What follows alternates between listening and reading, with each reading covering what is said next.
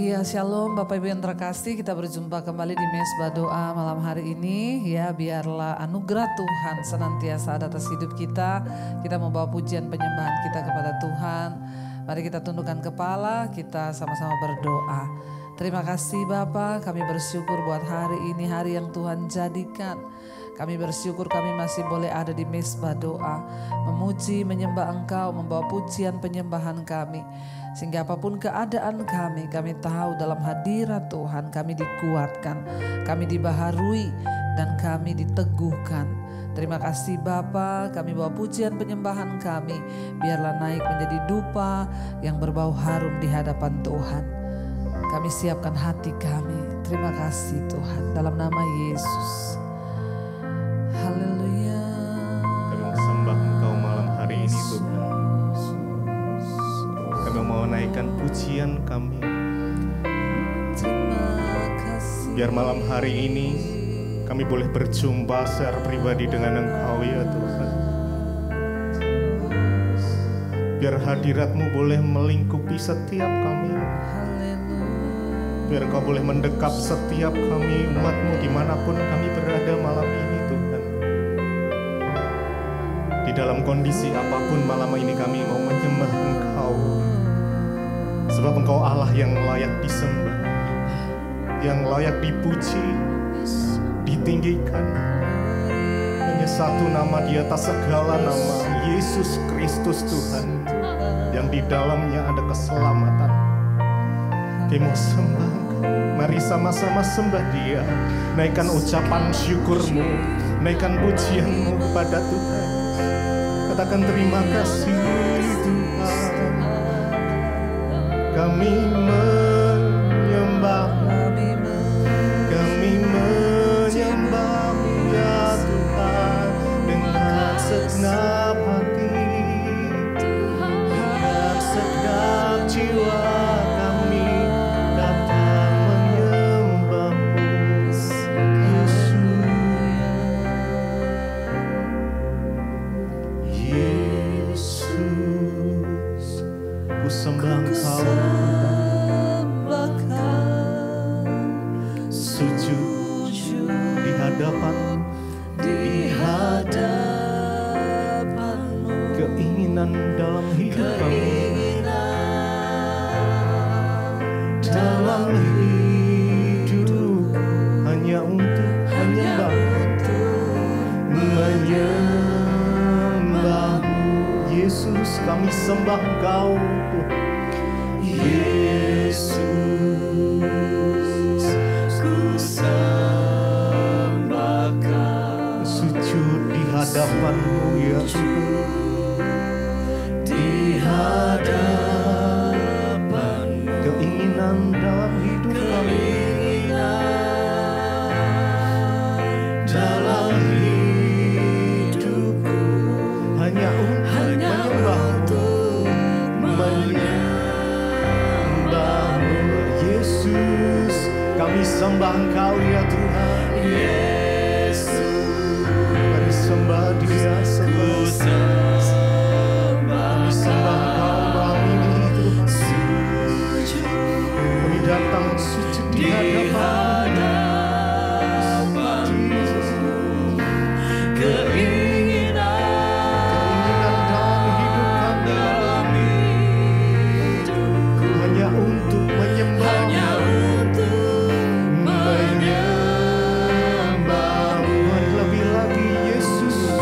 Sembah Engkau Yesus,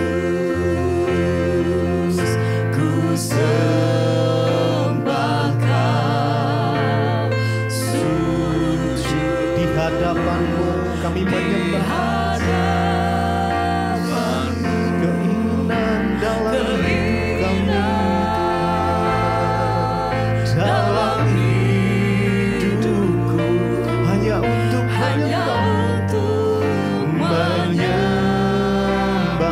Yesus, kami sembah Yesus, ku sembah Kau ya Tuhan. Sujud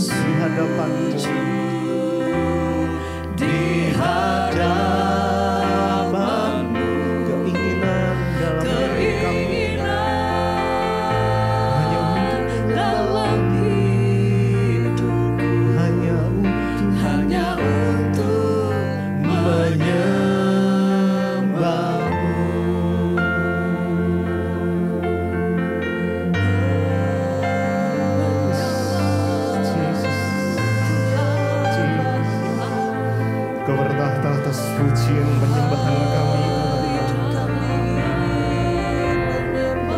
Kami menyembah Engkau malam ini. Dengan segenap hati kami datang menyembah. Dengan segenap jiwa kami datang menyembah-Mu ya Tuhan. Dengan segenap kekuatan kami datang menyembah. Kami sembahkan Kau yang layak disembah, Kau yang layak diagungkan, Kau yang layak Tuhan. Terima kasih Yesus.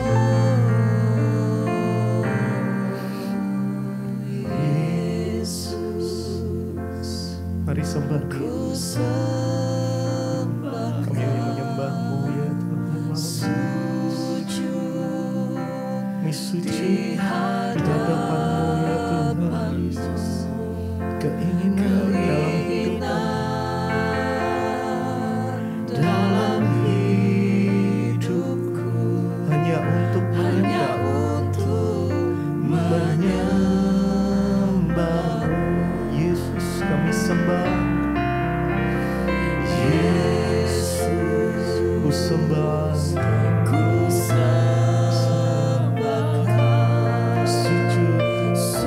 sujud di hadapan-Mu ya Tuhan. Keinginan dalam hidupku hanya untuk menyembah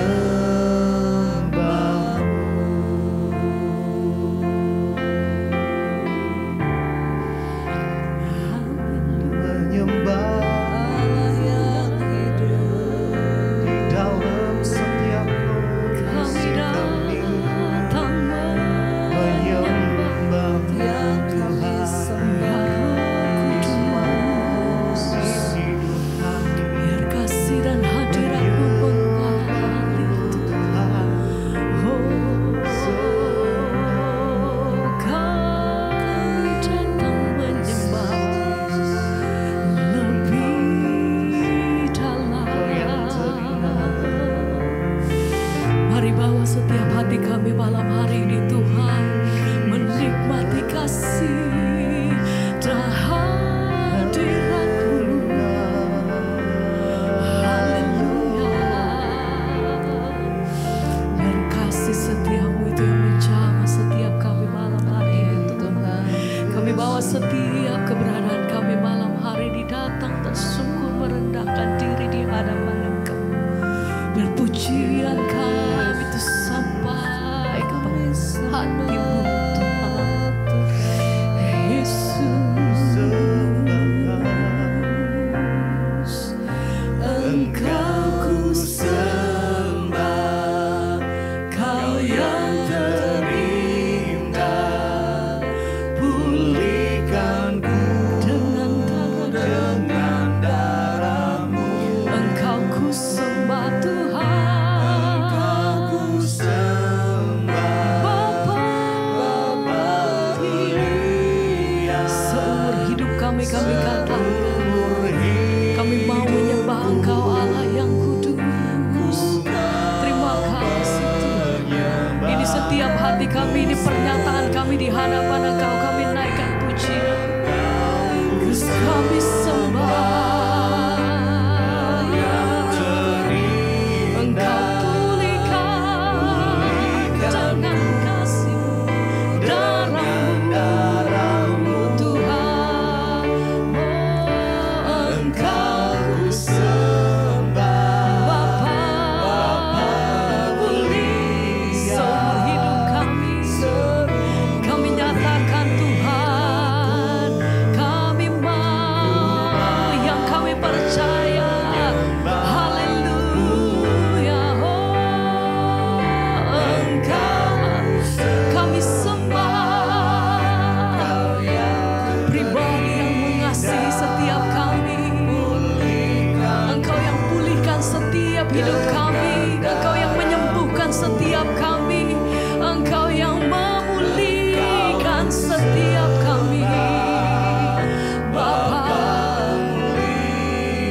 biar dengan segenap hati kami katakan Tuhan, ku mau menyembah-Mu. Yesus,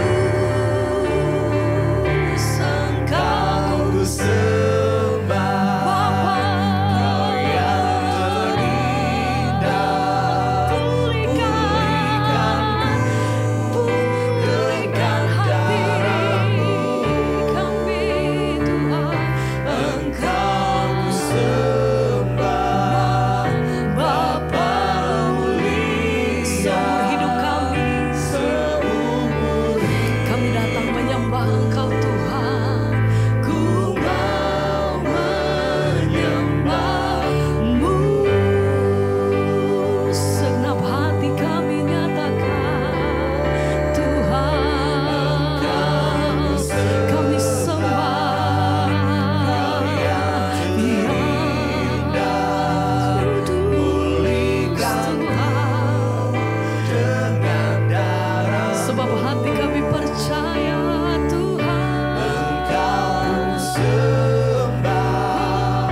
Bapa mulia, amin. Seumur hidupku, ku mau menyembah-Mu. Tuhan, seumur hidupku menyembah, ya Bapa kudus. Oh, terima kasih buat kasih dan pengorbanan-Mu atas hidup kami. Terima kasih untuk kasih setia-Mu Tuhan. Menyembah yang hidup, Yesus kami sembah. Terima kasih.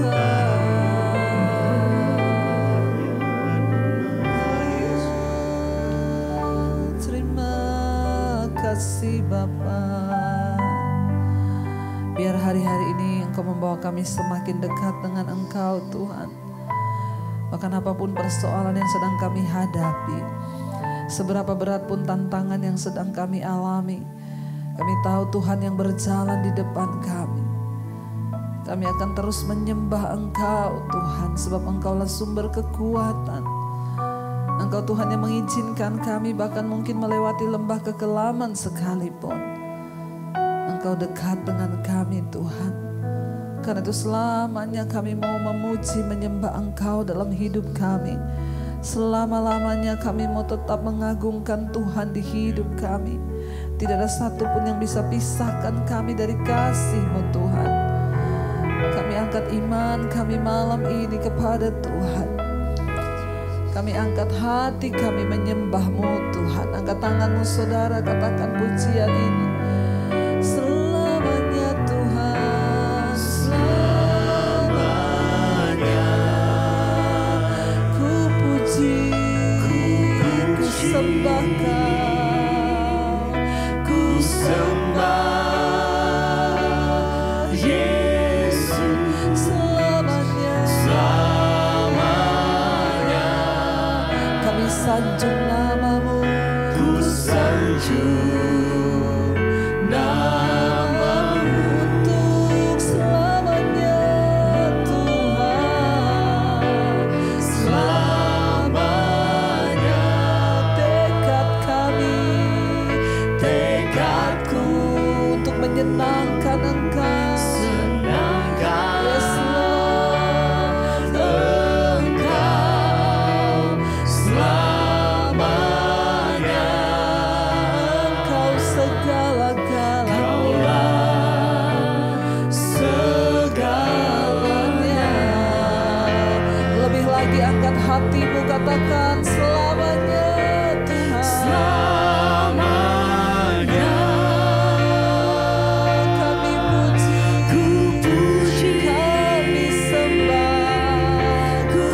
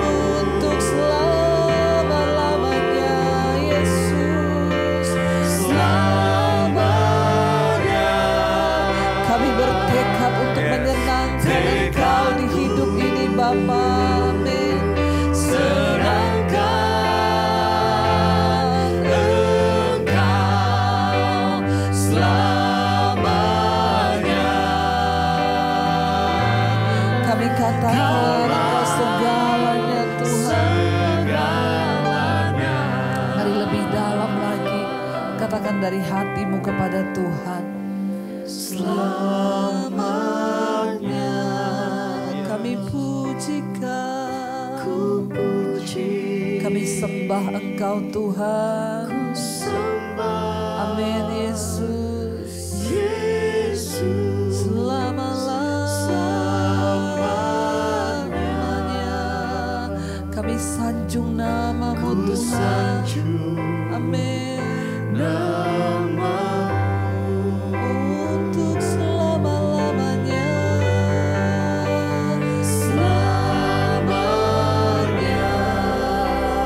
kami bertekad untuk hidup menyenangkan Tuhan. Amin. Senangkan Engkau selamanya. Engkau segala-galanya di hidup kami Tuhan. Segalanya. Biar dalam hidup kami, untuk selamanya kami bertekad memuji menyembah Tuhan. Tidak ada satupun persoalan, tidak ada satupun tantangan yang dapat memisahkan kami dari Kristus, memisahkan kami dari kasih karunia-Mu Tuhan. Kami bertekad untuk hidup menyenangkan Tuhan, sekalipun itu sakit, sekalipun ada harga yang harus kami bayar. Kami mau terus berkata Tuhan, kami mau menyenangkan hati-Mu. Kami bertekad untuk menyembah, memuji Tuhan seumur hidup kami. Karena itu Bapa, Engkau melihat setiap anak-anak-Mu malam hari ini Tuhan. Setiap hati yang terbuka, setiap hati yang memohon kekuatan dari Tuhan, beri kekuatan-Mu malam ini. Kami percaya lewat kebenaran firman-Mu Tuhan, kami memperoleh kekuatan yang baru malam ini. Berbicara bagi kami lewat kebenaran firman-Mu. Urapi hamba-Mu yang tidak ada apa-apanya Tuhan. Urapi setiap kami. Di dalam nama Tuhan Yesus kami sambut firman Tuhan. Haleluya. Amin, amin, amin. Iya, baik saudara, kita akan melanjutkan pembacaan firman Tuhan malam hari ini. Namun sebelumnya saya akan bacakan kesaksian yang sudah masuk terlebih dahulu. Karena kita percaya bahwa kesaksian akan menambah iman percaya kita kepada Tuhan. Saya akan bacakan, Shalom Ibu Debbie, saya dan seluruh jemaat Mezbah Doa dan juga Mezbah Syukur. Saya seorang ibu dari Tangerang. Saya pertama kali mengetahui Mezbah Doa Ibu itu karena dikirimi link dari mama saya pada beberapa waktu yang lalu. Dan sejak saat itu saya mengikuti Mezbah Doa dan juga Mezbah Syukur sampai sekarang. Dan saya ingin bersaksi menceritakan kebaikan Tuhan dan mujizat Tuhan dalam yang saya alami. Di akhir tahun 2002 yang lalu saya pergi ke dokter kandungan. Karena saya merasakan nyeri ketika saya mengalami datang bulan. Dokter akhirnya bilang kalau di kandungan saya itu ada miom. Saya ke dokter yang kedua untuk memastikan. Dan dokter yang kedua itu menyarankan saya untuk suntik KB. Katanya miomnya itu tidak perlu dioperasi dan pasti bisa hilang setelah menopause. Lalu saya melakukannya. Namun setelah sebulan saya suntik KB, saya mengalami flek-flek. Dan selanjutnya saya mengalami menstruasi lagi.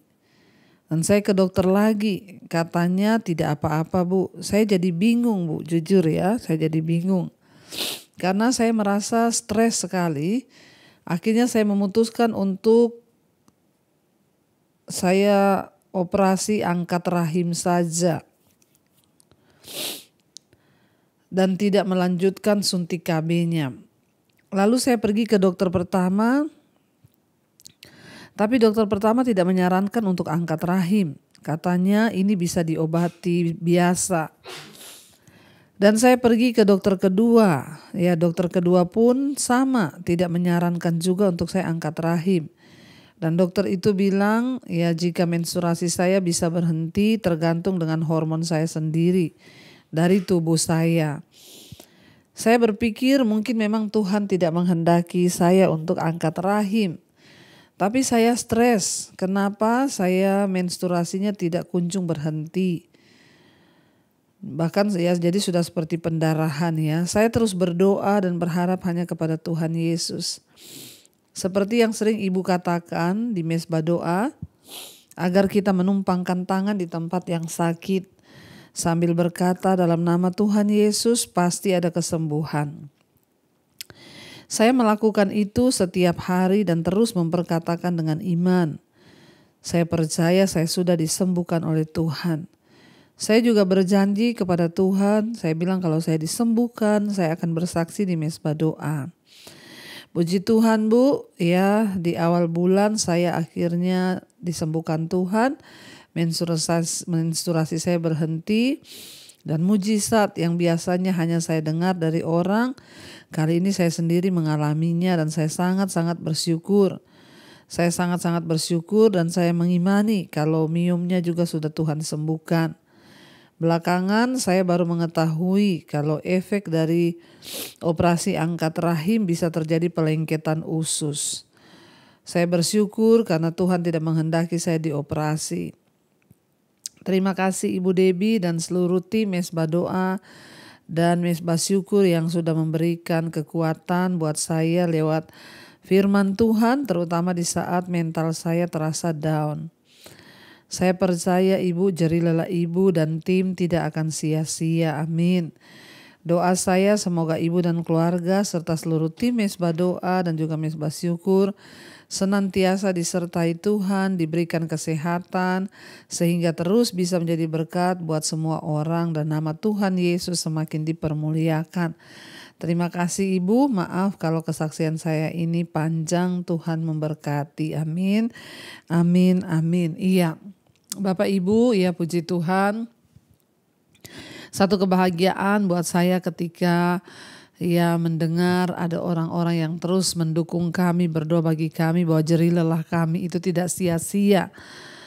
Iya, seringkali saya juga merasa lelah, capek, tetapi apa yang menjadi kekuatan buat saya ya kadang-kadang ketika saya sedang tidak enak badan, ya saya berkata sama suami saya nggak usah syuting malam ini ya, saya absen dulu. Tapi ya suami kadang memberi kekuatan, dia bilang ya kamu bayangkan betapa banyak orang yang lapar dan haus akan Tuhan. Sedang menantikan untuk ikut mesbah doa. Kalau kamu menjadi lemah ya kasihan ya orang-orang yang merasa imannya dibangun. Dan puji Tuhan, adalah sebuah kebahagiaan mendengar orang-orang diubahkan, imannya dibangkitkan bahkan ketika down seperti Ibu ini malam ini berkata, terima kasih karena mesbah doa dan semua khotbah-khotbah bisa membangkitkan imannya ketika lagi down.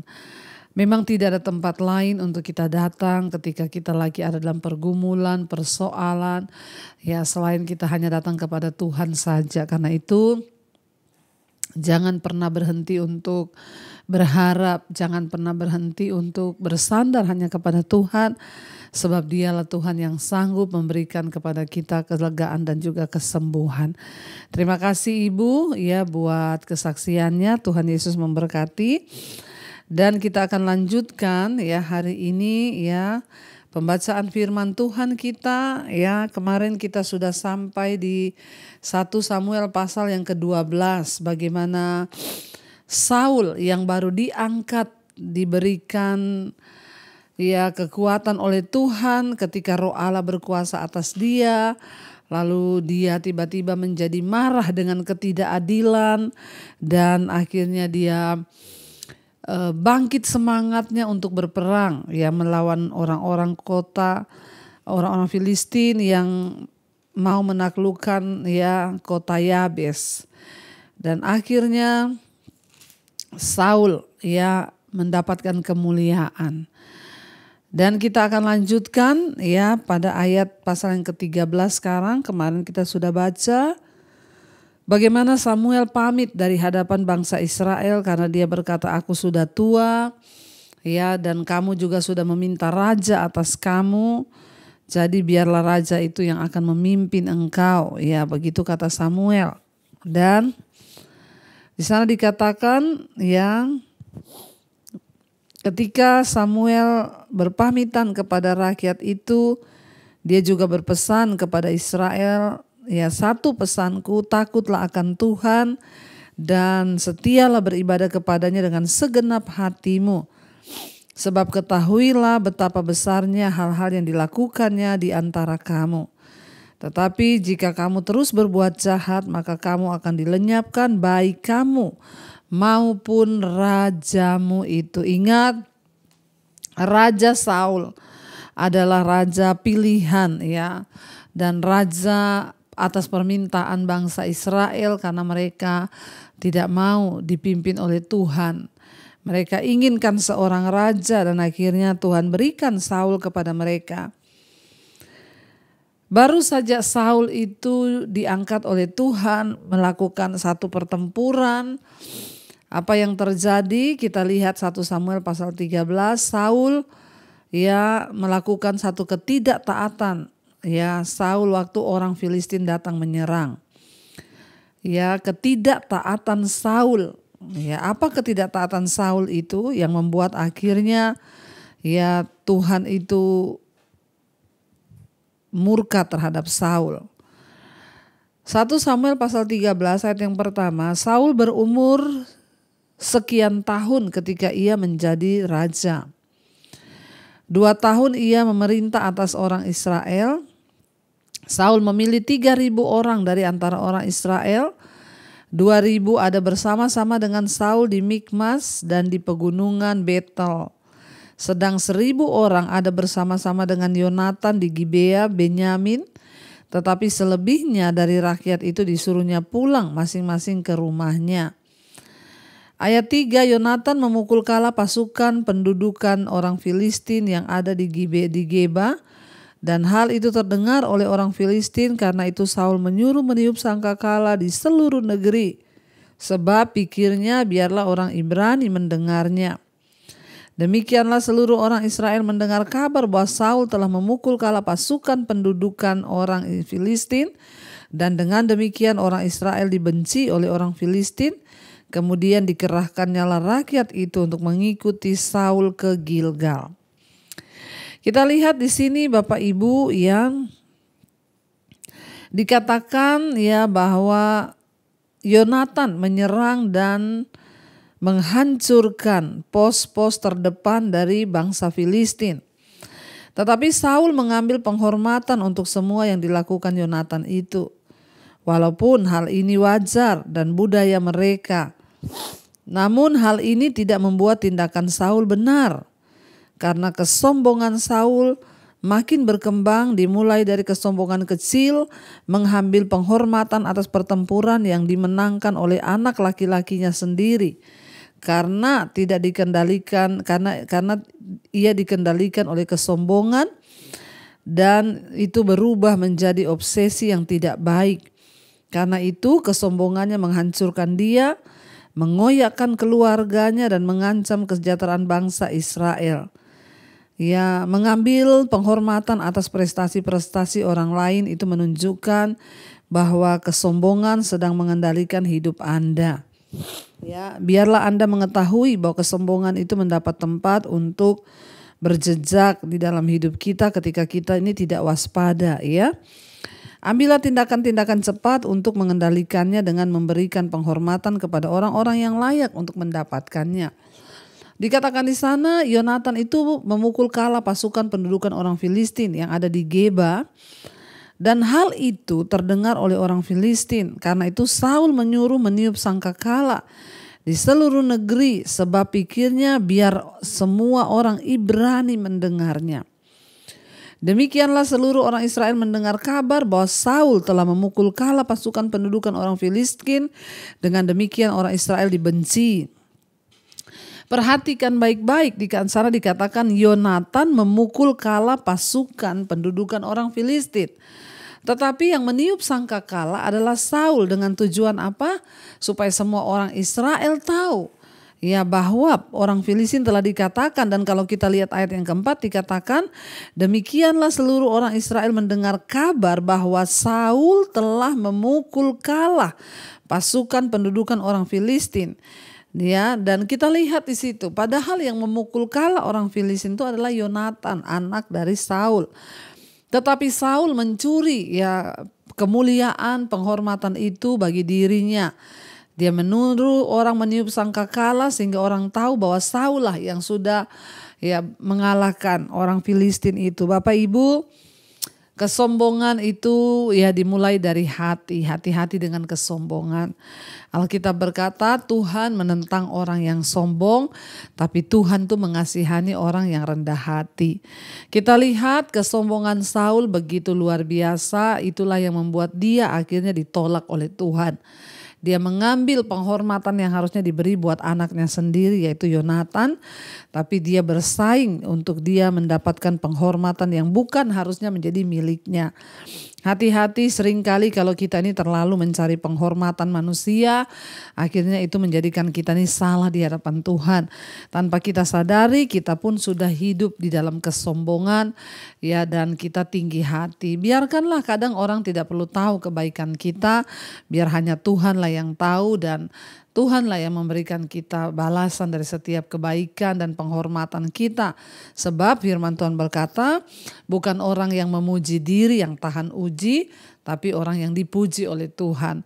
Waktu kita ini memuji diri, berharap mendapatkan penghormatan, dan akhirnya kita menjadi sombong, maka ya disitulah kita sedang ya menjatuhkan diri kita sendiri dan tidak menghormati Tuhan. Mari kita sungguh-sungguh menghormati Tuhan dengan ya biar hanya Tuhan yang tahu segala kebaikan kita dan bukan ya kita yang memberitahukan kepada orang lain, sehingga ya apa yang kita alami itu sungguh-sungguh ya bukan ya karena pujian dari Tuhan, tapi justru hanya pujian dari manusia.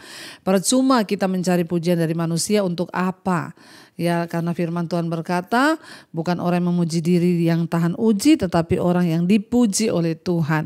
Biarlah kita mendapat pujian dari Tuhan, ya, karena ketika kita tidak mencari pujian manusia, maka kita akan dapat pujian dari Tuhan. Ya, dan kita lihat ayat yang kelima di sana dikatakan, adapun orang Filistin, ya mereka telah berkumpul untuk berperang melawan orang Israel. Dengan 3.000 kereta, 6.000 orang pasukan berkuda, dan pasukan berjalan kaki sebanyak pasir di tepi laut.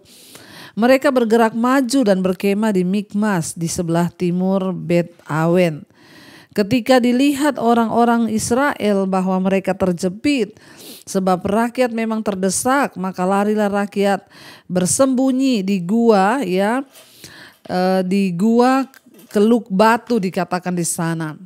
Ayat yang ke-6 dikatakan ketika dilihat orang-orang Israel bahwa mereka terjepit sebab rakyat memang terdesak, maka larilah rakyat bersembunyi di gua, Keluk Batu, Bukit Batu, Liang Batu, dan Perigi.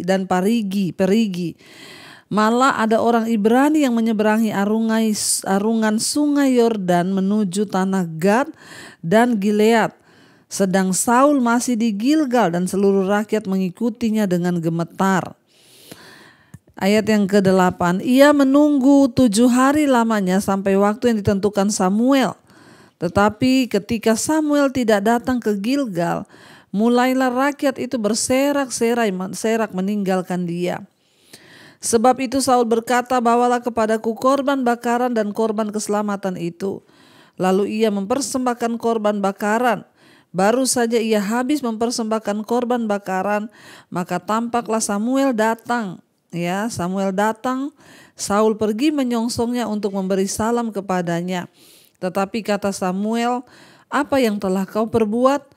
Jawab Saul, karena aku melihat rakyat itu berserak-serak meninggalkan aku, dan engkau tidak datang pada waktu yang telah ditentukan, padahal orang Filistin telah berkumpul di Mikmas. Maka pikirku sebentar lagi orang Filistin akan menyerang aku di Gilgal, padahal aku belum memohon belas kasihan Tuhan. Sebab itu aku memberanikan diri lalu mempersembahkan korban bakaran. Bapak Ibu, ketika dalam keadaan ketakutan bangsa Israel mendengar bahwa orang Filistin sudah datang untuk menyerang, ya, dan Saul harus menunggu Samuel datang untuk mempersembahkan korban dulu, baru dia bisa maju berperang. Tetapi Samuel belum datang, dan Saul tidak sabar untuk menunggu karena dia melihat rakyat mulai meninggalkan dia, rakyat mulai berserak-serai karena ketakutan. Akhirnya Saul berpikir dia harus mempersembahkan korban. Padahal kita tahu dalam Alkitab, sekalipun Saul itu seorang raja, tapi dia tidak boleh mengambil apa yang menjadi tugas imam. Dia memang adalah raja, tetapi imam itu adalah Samuel yang harus mempersembahkan korban. Kita lihat di sini Bapak Ibu. Ya, dari sini kita bisa belajar. Ada orang-orang yang dipilih Tuhan untuk menjadi imam dan dialah yang harus mempersembahkan korban. Ada orang yang memang dia harus menjadi raja, pengurapan raja.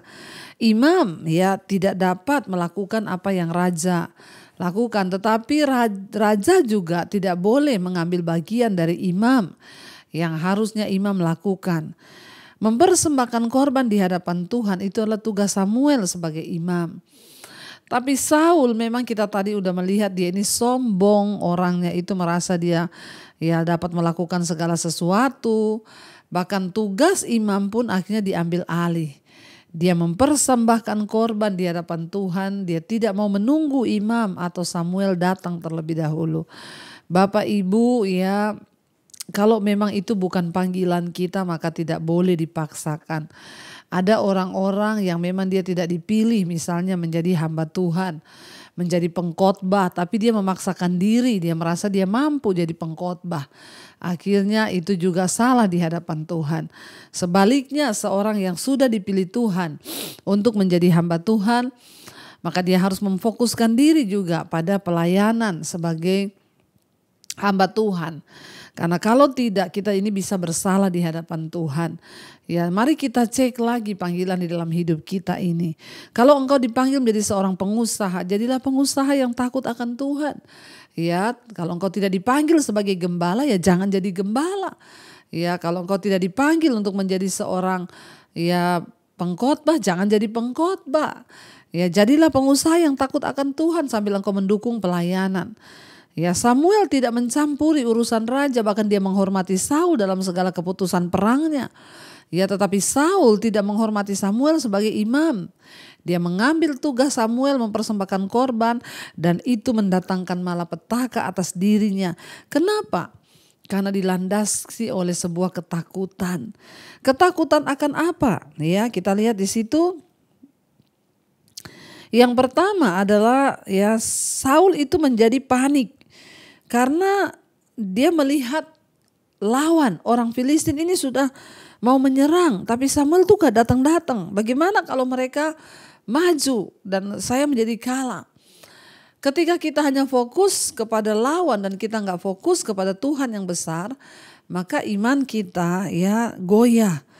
Dan yang kedua, Saul itu hanya fokus kepada pandangan orang terhadap dirinya. Dia takut rakyat meninggalkan dia. Karena dia gak percaya diri, dia gak mempercayai Tuhan. Ya, dia pikir kalau rakyat meninggalkan saya, sebenarnya kan ya biarin aja rakyat meninggalkan engkau selama Tuhan besertamu, tidak usah takut. Ya, enggak usah takut asal kita yakin kita melakukan kebenaran, enggak perlu takut ada orang-orang yang meninggalkan kita. Di dalam hidup ini memang Tuhan akan izinkan ada orang-orang yang ya tidak akan mendukung kita, akan meninggalkan kita, bahkan berusaha menjatuhkan kita, enggak apa-apa. Yang penting selama engkau berjalan bersama Tuhan, ya berjalanlah bersama dengan Tuhan. Jangan engkau akhirnya hanya demi mendapatkan perkenanan manusia, tidak mau ditinggalkan oleh manusia, engkau menghalalkan segala cara. Bahkan engkau melakukan sesuatu yang bertentangan di hadapan Tuhan. Dan dikatakan di sana dia melihat orang Israel mulai terserak-serak. Lalu dia harus menunggu 7 hari lamanya sampai Samuel datang. Tetapi Samuel belum datang dan akhirnya dia memberanikan diri, dia mengambil persembahan lalu mempersembahkan korban kepada Tuhan. Ya, karena ketakutan yang tidak beralasan. Ketika Samuel datang, dia menyongsong Samuel. Ya, lalu Samuel berkata, apa yang engkau perbuat ini? Ya, apa yang sudah kau perbuat? Saul bilang, karena aku takut. Lihat alasannya di sana. Ya, aku takut orang Filistin telah berkumpul. Ya, maka pikirku sebentar lagi orang Filistin pasti akan menyerang aku. Padahal aku ini belum datang kepada Tuhan memohon belas kasihan Tuhan. Kata Samuel ayat 13 kepada Saul, perbuatanmu itu bodoh. Engkau tidak mengikuti perintah Tuhan Allahmu yang diperintahkannya kepadamu. Sebab sedianya Tuhan mengokohkan kerajaanmu atas orang Israel untuk selama-lamanya. Tetapi sekarang kerajaanmu tidak akan tetap. Tuhan telah memilih seorang yang berkenan di hatinya. Dan Tuhan telah menunjuk dia menjadi raja atas umatnya. Karena engkau tidak mengikuti apa yang diperintahkan Tuhan kepadamu. Baru saja dia diangkat Tuhan menjadi raja. Kesombongannya itu tidak dapat dia bendung sehingga dia melakukan apa yang bodoh di mata Tuhan. Samuel berkata, tadinya Tuhan akan mengokohkan kerajaanmu. Tapi karena apa yang kau perbuat, maka Tuhan sendiri akan menggantikan engkau dan Tuhan sudah memilih seorang yang berkenan di hati Tuhan. Ya, kemudian berangkatlah Samuel dan pergi dari Gilgal ke Gibea Benyamin. Tetapi Saul memeriksa barisan rakyat yang ada bersama-sama dengan dia itu, kira-kira 600 orang banyaknya. Saul dan Yonatan anaknya dan rakyat yang bersama-sama dengan mereka tinggal di Geba Benyamin. Sedang orang Filistin berkemah di Mikmas. Maka keluarlah orang-orang penjara dari perkemahan orang Filistin dalam 3 gerombolan. Gerombolan yang satu mengambil jalan ke Ofra, ke daerah Syual. Gerombolan yang kedua mengambil jalan ke Bet Horon. Dan gerombolan yang satu lagi mengambil jalan ke perbatasan yang menghadap ke lembah Seboim arah ke padang gurun. Seorang tukang besi tidak terdapat di seluruh negeri Israel. Sebab orang Filistin berkata, jangan-jangan orang Ibrani membuat pedang atau tombak. Jadi semua orang Israel harus pergi kepada orang Filistin untuk mengasah mata bajaknya, beliungnya, kapaknya dan aritnya masing-masing. Adapun bayarannya ialah 2/3 sikal untuk mata bajak dan beliung. Dan 1/3 sikal untuk mengasah kapak dan untuk memasang kusa. Sehingga pada hari pertempuran itu sebilah pedang atau selembing pun tidak terdapat pada seluruh rakyat yang ada bersama Saul dan Yonatan. Tetapi Saul dan Yonatan anaknya itu masih mempunyainya. Jadi kita lihat pada waktu itu orang Israel tidak bawa senjata apapun. Ya, pedang ataupun tombak tidak dapat. Tidak ada karena mereka harus mengasahnya kepada orang Filistin. Akhirnya kita akan lanjutkan besok, tetapi kita belajar satu hal, karena kesombongan Saul dia ditolak oleh Tuhan. Jangan kita hidup sombong di hadapan Tuhan supaya kita tidak ditolak oleh Tuhan. Mari kita tundukkan kepala, kita akan berdoa. Terima kasih Bapa, kami bersyukur buat hari ini Tuhan, Engkau yang sudah mengumpulkan kami untuk mendengarkan firman-Mu.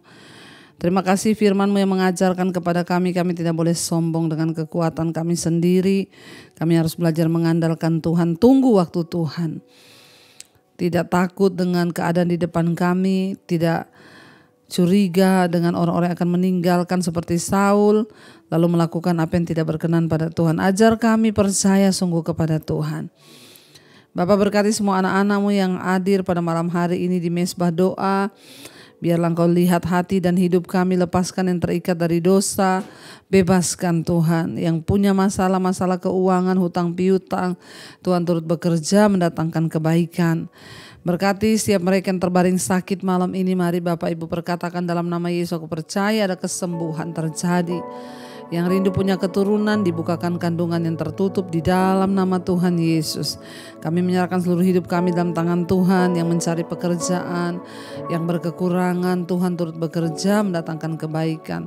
Kami mau duduk diam di bawah kaki Tuhan untuk sungguh-sungguh mengerti rencana dan kehendak Tuhan dalam hidup kami.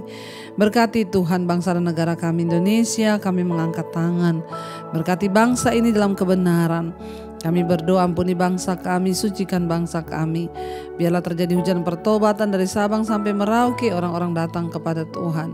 dengan segenap hati dan jiwa. Berkati Bapak Presiden Jokowi, wakilnya, seluruh jajaran kabinet yang ada. Roh takut akan Tuhan dalam hidup mereka. Kami berdoa untuk pemilihan 2024 nanti Tuhan juga memilih orang pemimpin yang terbaik dalam nama Yesus. Kami berdoa untuk pemilihan legislatif Tuhan, orang-orang yang akan duduk di DPR RI Tuhan berkati. Untuk mereka juga adalah anak-anak Tuhan yang takut akan Tuhan. Biarlah ada anak-anak Tuhan yang punya hati-Mu berdiri di atas kepemerintahan di bangsa ini untuk menduduki kursi-kursi kepemerintahan. Terima kasih Bapa, berkati bangsa-bangsa di 5 benua, Asia, Afrika, Amerika, Eropa, Australia. Tuhan tutup bungkus dengan kot-kot saudara-Mu. Hujan pertobatan Kau curahkan di dalam nama Yesus, agar sungguh-sungguh bangsa kami dan semua bangsa-bangsa yang ada di dunia bertekuk lutut dan menghormati Tuhan. Terima kasih Bapa.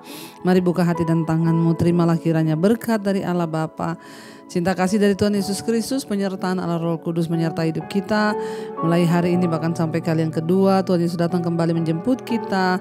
Nama kita tercatat di dalam kitab kehidupan. Dalam nama Tuhan Yesus yang diberkati, katakan bersama amin, amin, amin. Tuhan Yesus memberkati. Shalom dan Immanuel.